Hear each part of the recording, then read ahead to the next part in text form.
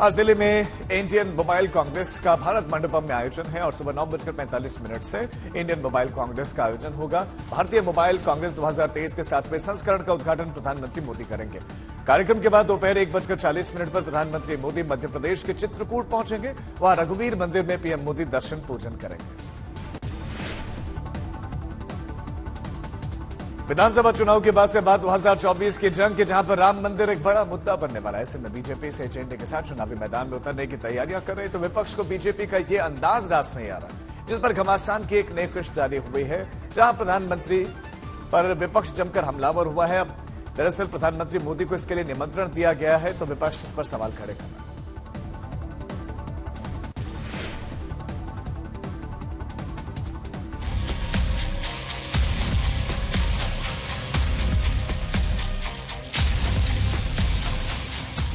भारत में सियासत की धुरी कई दशकों से राम मंदिर के इर्द गिर्द ही घूम रही है।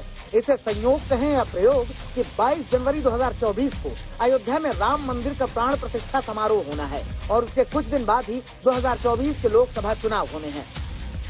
श्री राम जन्मभूमि तीर्थ क्षेत्र ट्रस्ट की ओर से पीएम मोदी को प्राण प्रतिष्ठा समारोह के लिए आमंत्रित किया गया है। उसके बाद तो जैसे विपक्ष ने बीजेपी के खिलाफ मोर्चा ही खोल दिया।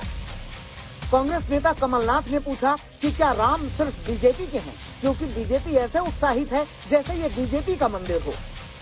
राम मंदिर भारतीय जनता पार्टी का मंदिर है।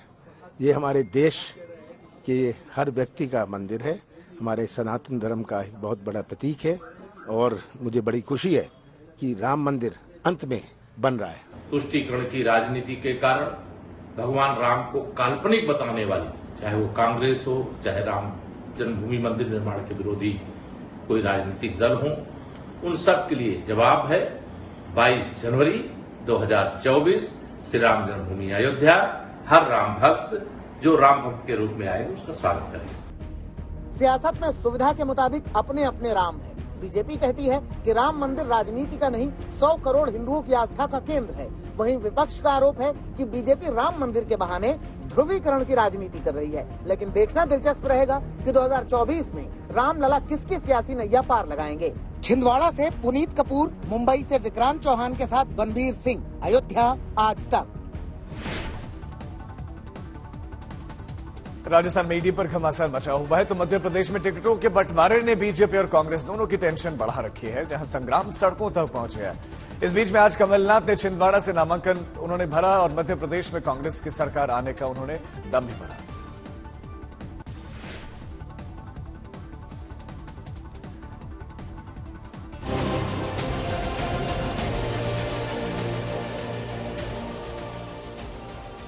इसी के साथ कमलनाथ मध्य प्रदेश की इस लड़ाई के लिए पूरी तरह तैयार है। पहली बार है जब कमलनाथ अपने गढ़ छिंदवाड़ा से सीधे विधानसभा चुनाव लड़ने जा रहे हैं।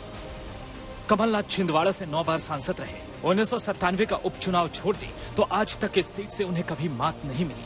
पिछली बार मध्य प्रदेश का मुख्यमंत्री बनाए जाने के बाद पहली बार उपचुनाव में विधानसभा के लिए मैदान पर उतरे, जहां भारी बहुमत से विजय हासिल की।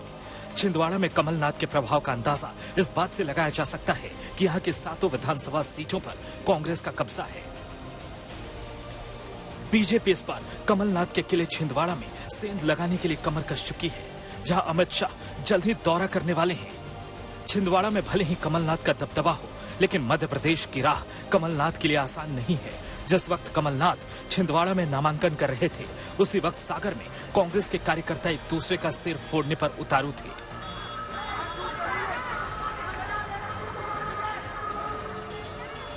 ये हाल सिर्फ सागर का नहीं है, बल्कि कई जिलों में टिकट बंटवारे को लेकर घमासान सड़कों में संग्राम में तब्दील हो गया।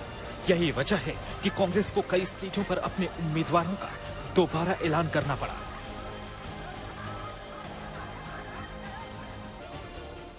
भले ही कांग्रेस की मारपीट में शिवराज चुस्की ले रहे हों, लेकिन उनके पार्टी के हालात भी जुदा नहीं हैं। खंडवा से 3 बार से बीजेपी विधायक देवेंद्र वर्मा का टिकट कटा तो जनता के बीच फफक फफक कर रोने लगे। दर्द ऐसा छलका कि कार्यकर्ताओं को आंसू पोंछने पड़े। बीजेपी ने अब तक 5 लिस्ट जारी करके 228 उम्मीदवारों का ऐलान किया, जिसमें से 33 विधायकों की टिकट काटी, जबकि 94 विधायकों को दोबारा टिकट मिला। यानी करीब 35% विधायकों पर पार्टी ने भरोसा नहीं किया, जिसमें शिवराज के 3 मंत्रियों को भी टिकट नहीं मिला है। इतना ही नहीं, 3 केंद्रीय मंत्री समेत 7 सांसदों को विधानसभा की टिकट मिली है, जो बताता है कि इस बार चुनाव कितना कांटे का होने वाला है। चुनौती बीजेपी और कांग्रेस के सामने एक जैसी है, जहां टिकटों का बंटवारा, पार्टी के अंदर की बगावत सबसे ज्यादा टेंशन बढ़ा रही है।